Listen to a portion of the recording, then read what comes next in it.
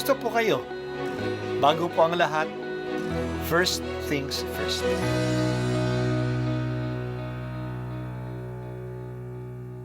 Good morning po. Sinisimulan po natin ngayon ang first things first.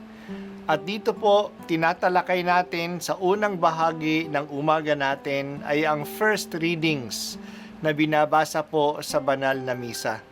Ito pong tinatalakay natin kasi madalas po kasi marami na tayong alam tungkol sa gospel readings. Pero konti po ang nagsasalita sa first readings. Pero ang first readings, bahagi din po yan ng Biblia, ng banal na kasulatan. Kaya susubaybayan po natin ang mga first readings, basahin po natin at kuminsan kailangan ng basahin ng 2 o 3 beses bago maintindihan kasi hindi po tayo familiar sa mga istorya at sa mga kaisipan na tinatalakay dito. Ang pagbasa mula sa aklat ni Propeta Isaias. Noong mga araw na iyon, ipinasabi ng Panginoon kay Akaz, "Humingi ka sa akin ng palatandaan, maging sa kalaliman ng kinaroroonan ng mga yumao o sa kaitaasan ng langit." Sumagot si Akaz, "Hindi po ako hihingi. Hindi ko susubukin ng Panginoon." Sinabi ni Isaias, "Pakinggan mo, sambahayan ni David. Kulang pa ba ang galitin ninyo ang mga tao, na pati ang aking Diyos ay inyong niyayamot? Kaya nga't ang Panginoon na rin ang magbibigay ng palatandaan.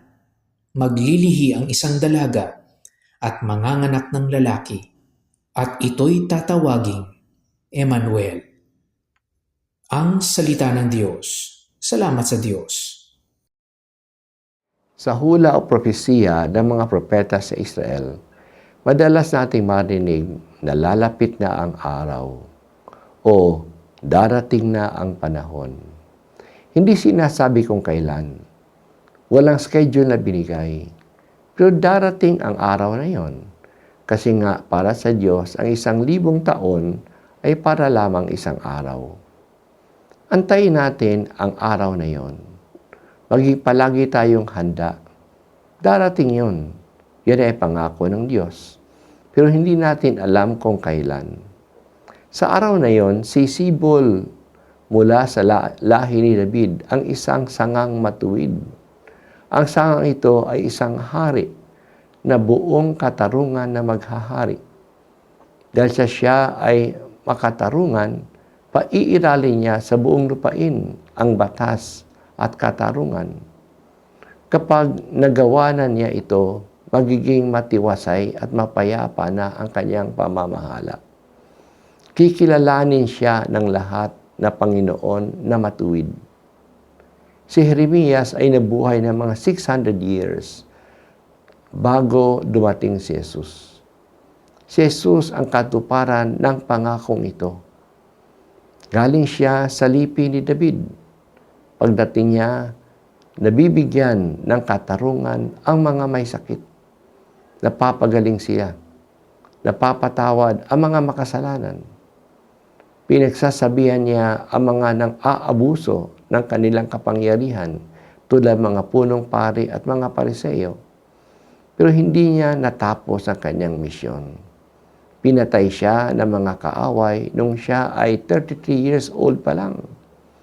Pero siya ay muling nabuhay at binigyan niya ng kapangyarihan ang kanyang mga alagad na ipagpatuloy ang kanyang misyon.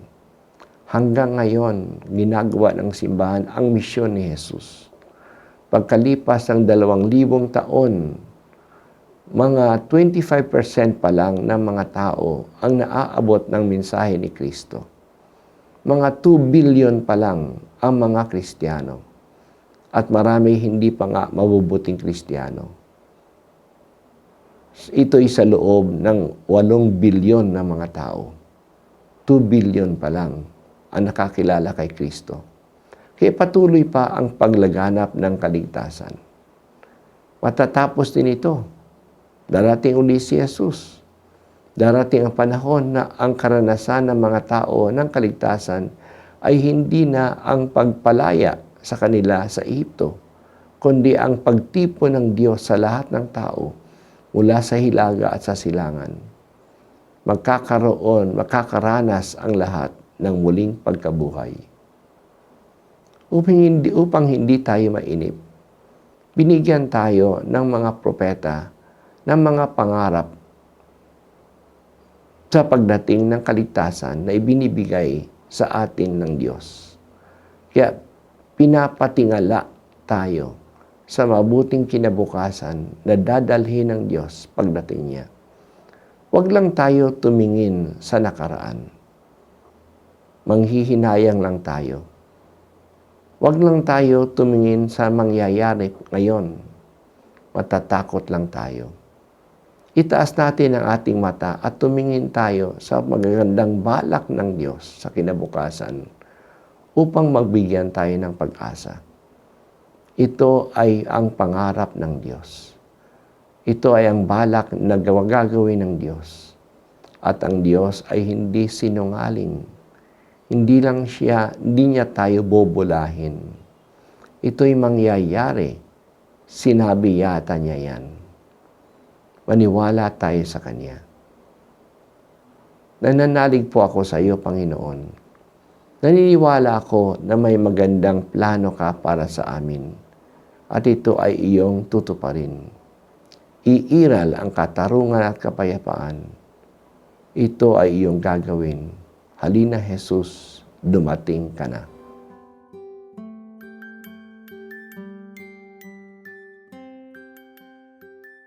At ako po ay si Bishop Broderick Pabilio dito sa First Things First.